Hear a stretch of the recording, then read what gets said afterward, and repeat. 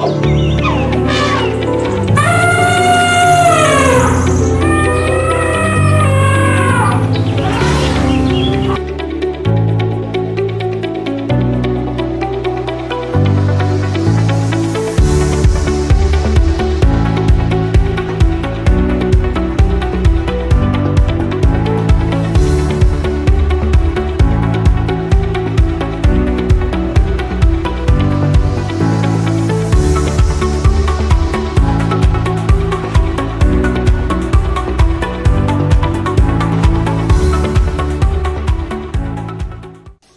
xưa bông bạn bông môi đã bông bạn em thêm vi bà Việt cha hay bông chia mò đầm rây nữa bạn em mò đầm rây cha này trong trong xua khá khá ở pe pon năng sạch đầm rây ta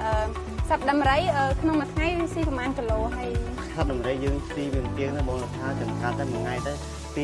pi tập ấy rồi kiloให้เจ้าสำหรับตักไปแต่เวทพักประมาณเด็กได้ bàพักตักเวทสำหรับไทยโดยทาក្នុងមួយថ្ងៃហ្នឹងវាផឹកបាទมัน70 ลิตรកាម100 ลิตร100 ลิตรจะสัตว์តែ100 ลิตรហើយចុះពេលដែលសត្វដំរីដើម្បីតាមដានសុខភាពរបស់ពួកគេតែបងត្រូវធ្វើយ៉ាងម៉េចហើយមើលតាមរបៀបណាដែរយើងមើលវាបងទៅថាបើយើងមើលវាបើវាគឺថាវាមិនទៅស៊ីស្មៅឬថាវាមិនទៅផឹកទឹកហ្នឹងសុខភាពឲ្យខ្លួនវាក្តៅឲ្យគឺថា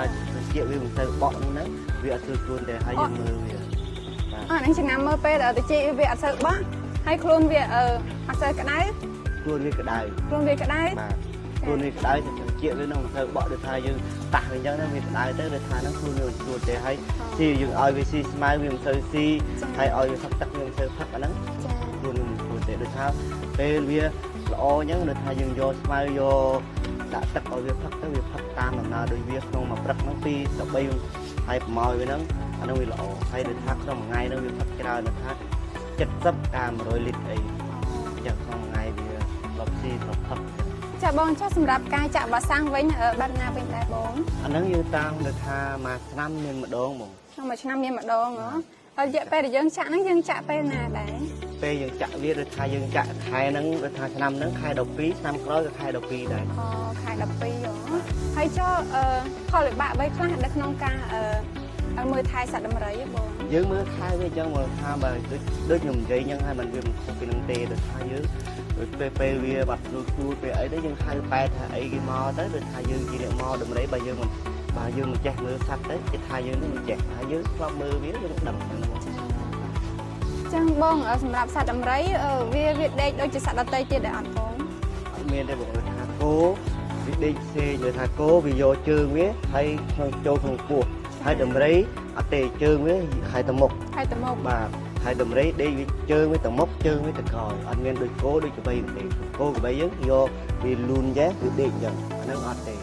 ដូចដំរីហើយហ្នឹងវាហើយតម្រង់ជើងវាទៅមុខទៅក្រោយវាផ្ងាហ្មងបាទផ្ងាហើយប្រម៉ោយវានេះវាមានកូនឈើមួយវាកាន់ក្នុងប្រម៉ោយនេះវាកាន់អាហ្នឹងកាន់ធ្វើអីតបង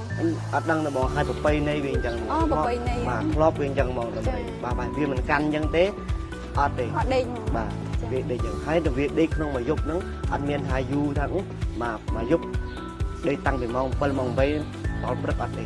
ក្នុងមួយយប់ហ្នឹងដេកវាតែ2ម៉ោងតែ3ម៉ោងតែ2ម៉ោងតែ3ម៉ោងបាទចឹងទេចាបងចុះពេលថ្ងៃធម្មតាដំរីដេកអត់បងថ្ងៃធម្មតាអញ្ចឹងវាអត់ដេកទេវាដើរហ្នឹងហើយវាយល់តែខ្លួនអញ្ចឹងទៅមកតែមកហើយមួយថ្ងៃបាទមួយថ្ងៃតមួយថ្ងៃមកពេលយប់ទៅវាដេកពេលយប់បានវាដេកបាទចាអរគុណច្រើនបងប្រុសសម្រាប់ការផ្ដល់បទពិសោធន៍អំពីការមើលថែសត្វដំរីហើយក៏អរគុណទស្សនិកជនសម្រាប់ការទស្សនាការ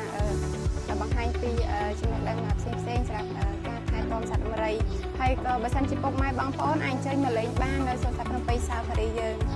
សម្រាប់សួនសត្វភ្នំពេញសាហ្វារីយើងបើកចាប់ពីម៉ោង10ព្រឹករហូតដល់ម៉ោង5ល្ងាចហើយពីថ្ងៃច័ន្ទរហូតដល់ថ្ងៃអាទិត្យពុកម៉ែបងប្អូនមានចម្ងល់ឬក៏ចង់តាក់ទងមកកាន់ក្រុមការងារសាកសួរពីព័ត៌មានផ្សេងពុកម៉ែបងប្អូនអាចតាក់ទងមកកាន់ក្រុមការងារយើងដោយផ្ទាល់បានចា៎នេះខ្ញុំប្រឹមប្រៃសូមអរគុណនិងសូមជម្រាបលា